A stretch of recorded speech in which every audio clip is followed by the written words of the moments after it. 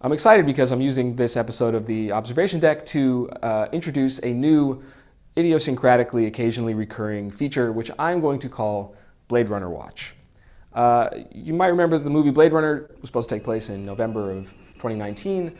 That gives us about 7 years to prepare. Seems like a good time to start watching out to make sure that that stuff either is coming true or isn't coming true. Anyway, it's worth noting, not because I'm worried about replicants, but because the Empire State Building has new lights.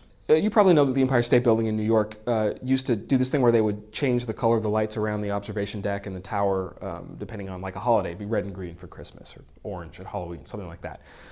Well, they just installed a new set of lights. They're using LEDs now, so they're super bright and they can get thousands or millions of colors. They can change the colors on the fly. They can do animations.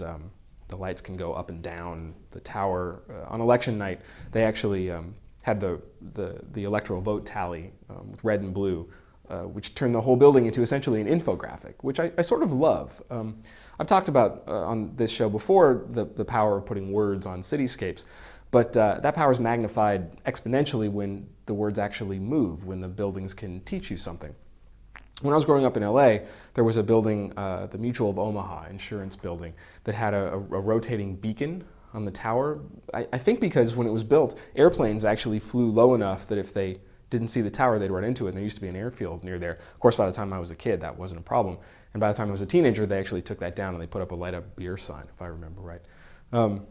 So the Empire State Building isn't quite like that beacon. There was one on the John Hancock Building, I'm remembering now actually, the shorter one in Boston. And you could always tell somebody who lived in Boston for a long time because the color of the light at the top of the beacon was a weather forecast. It was always snowing. So that was another example of a building that was conveying information. The cityscape was conveying information if you knew how to read it. The Empire State Building is a little bit different though because it can move, because it's animated.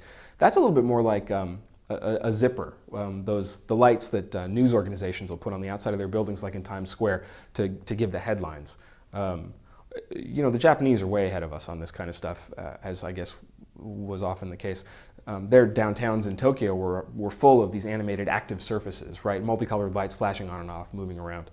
And now, of course, here in the US, we're starting to see more and more of these LED billboards, right? Which are sort of the same idea, another active surface. Instead of having a painted billboard or a billboard that was more like a shrink-wrap poster that people would post, now LEDs are bright enough and cheap enough that you can have the whole thing be essentially a TV screen, addressable pixels, right, that you can just program. And most of the time those are static. The ones on the approach to the East Bay off the Bay Bridge, they'll change, but basically it's one single image. But you can just as easily animate those.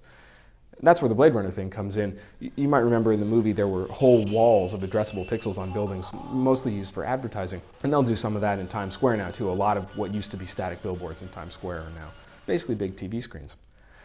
I will say, I find that very distracting. And that's not surprising, right? The human eye and the human brain, the visual perception system, is tuned very highly for motion, like any other animal that had to deal with fast-moving predators coming at us from the sides. We're very good at picking up change in our visual field, at picking up things that are moving around, right? We see that and we fixate on that stuff. In fact, the outer edges of our visual perception, probably somewhere around here for you, are basically all motion detectors. We don't actually see a picture, but if something moves, we'll pick it up.